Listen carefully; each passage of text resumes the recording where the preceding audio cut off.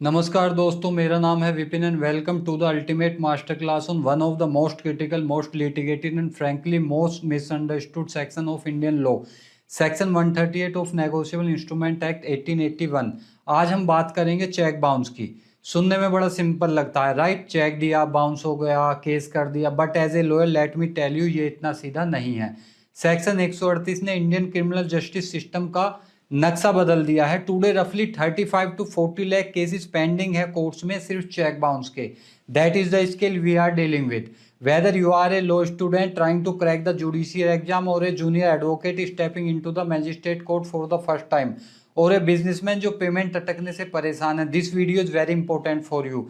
इस वीडियो में हम सेक्शन 138 का पूरा पोस्टमार्टम करेंगे from the history of 1988 amendment to the latest 2025 judgment on jurisdiction and insolvency. हम के भास्करन से लेकर दशरथ भाई पटेल तक हर लैंडमार्क जजमेंट को डिकोड करेंगे। So open your diaries, pick up your pens, let's start the proceeding. सबसे पहले let's understand the why do we have this law. Negotiable instrument act 1881 मतलब ब्रिटिश इरा का law. For more than 100 year cheque bounce होना सिर्फ एक civil wrong था। अगर किसी ने आपको चेक दिया और वो बाउंस हो गया तो आपको सिविल सूट फाइल करना पड़ता था फॉर रिकवरी। और हम सब जानते हैं सिविल सूट्स का हाल, तारीख पे तारीख। By the 1980s cheque were losing credibility. व्यापारी डरते थे चेक लेने से। कैश इज किंग बन गया था क्योंकि चेक कागज का टुकड़ा बनकर रह गया था। पार्लियामेंट ने देखा कि अगर इकोनॉमी को चलाना है, बैंकिंग सिस्टम पर भरोसा वापस लाना है, तो चेक डिसऑनर को क्राइम बनाना पड़ेगा। इसलिए 1988 अमेंडमेंट के जरिए चैप्टर 17 इंसर्ट किया गया, जिसमें सेक्शन 138 से 142 शामिल किए गए। सुप्रीम कोर्ट ने मोदी सीमेंट वर्सेस कुचिल कुमार नंदी में कहा कि इस अमेंडमेंट का ऑब्जेक्ट बैंकिंग ऑपरेशन पर लोगों का ट्रस्ट बनाए रखना है। पार्लियामेंट वांटेड टू से अगर आप चेक साइन कर रहे हैं तो वो कैश के बराबर पावरफुल होना चाहिए। लेकिन दोस्तों याद रखिए, section 138 is a strict liability offence. यहाँ आपका इंटेंशन या मेंसरिया मायने नहीं रखता जितना एक्ट ऑफ डिसऑनर रखता है। It is a regulatory offence mean to enforce financial discipline. Part two ingredients of the offence. अब आते हैं टेक्निकलिटीज पर। एक चेक बाउंस का केस बनता कैसे है? सुप्रीम कोर्ट ने के भास्कर वर्सेस शंकरन विद्या बालन 1999 में कहा था कि सेक्शन 138 का ऑफेंस कंप्लीट होने के लिए एक कंकैटिनेशन ऑफ एक्ट जरूरी है, यानी एक चेन ऑफ इवेंट्स। अगर इस चेन की एक भी कड़ी टूटी तो case dismiss. Let's look at the 5 essential ingredients. Number 1 is drawing of the cheque. सबसे पहले there must be a cheque drawn by a person on an account maintain by him. मतलब चेक जिस व्यक्ति ने इशू किया है वो उसी के अकाउंट का होना चाहिए। यहाँ मेंटेन बाय हिम ये वर्ड्स बहुत इंपॉर्टेंट है।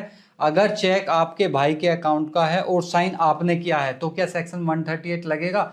सुप्रीम कोर्ट ने अलका खांडू अवध वर्सेस अमर श्याम प्रसाद मिश्रा 2021 में क्लियर किया है कि जॉइंट अकाउंट होल्डर में सिर्फ वही लायबल होगा जिसने चेक साइन किया है। नॉन सिग्नेटरी स्पाउस या पार्टनर को आप 138 में एक्यूज नहीं बना सकते unless it is A company account. मतलब कंपनी के केस में नॉन सिग्नेटरी डायरेक्टर को लायबल बना सकते हैं, लेकिन इंडिविजुअल्स के केस में सिग्नेटरी पर्सन को ही आप एक्यूज बना सकते हैं, नॉन सिग्नेटरी को नहीं। पॉइंट नंबर 2, लीगली एनफोर्सेबल डेब्ट और लाइबिलिटी। ये सबसे कंट्रोवर्शियल पार्ट है। Cheque must be for the discharge of a legally enforceable डेब्ट। गिफ्ट, डोनेशन या इलीगल मनी के लिए दिया गया चेक सेक्शन 138 में कवर नहीं होता, लेकिन यहाँ लोग कंप्लेनेंट की मदद करता है थ्रू सेक्शन 118 एंड सेक्शन 139। आगे बढ़ने से पहले बात करते हैं सेक्शन 118 और सेक्शन 139 की। Section 118 presumption as to negotiable instrument act of consideration.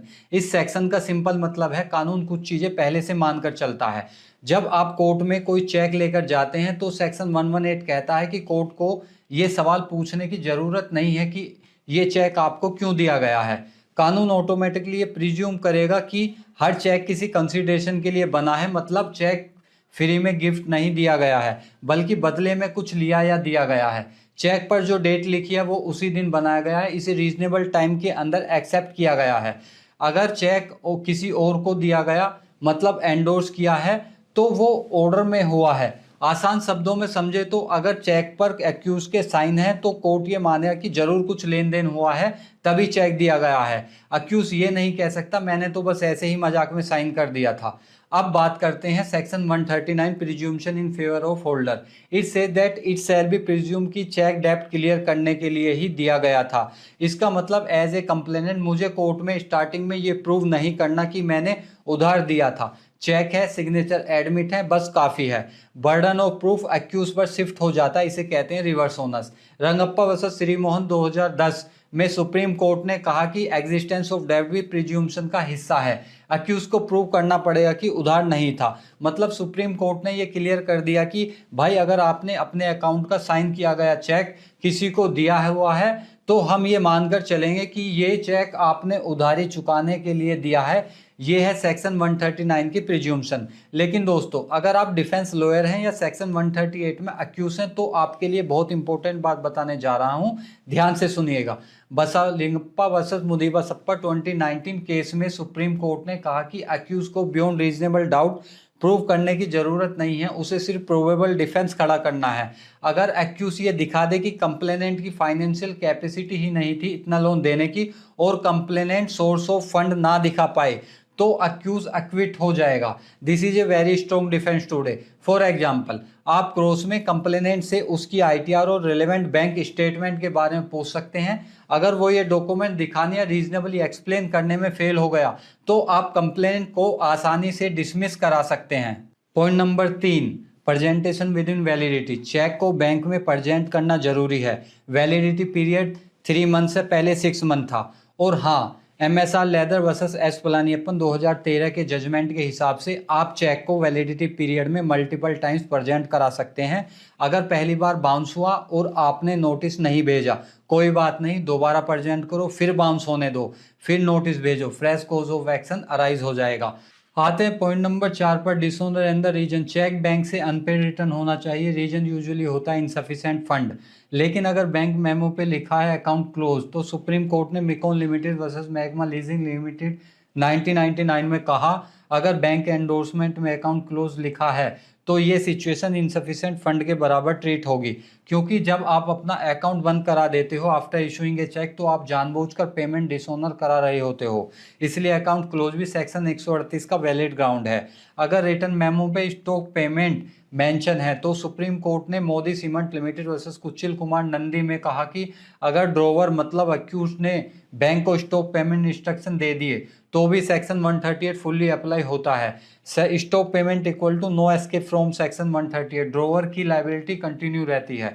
Court ने यह भी क्लियर किया कि कुछ हाई कोर्ट्स ने पहले होल्ड किया था कि स्टॉप पेमेंट इंस्ट्रक्शन से सेक्शन 138 अट्रैक्ट नहीं होता। सुप्रीम कोर्ट ने उन सभी जजमेंट्स को ओवररूल कर दिया।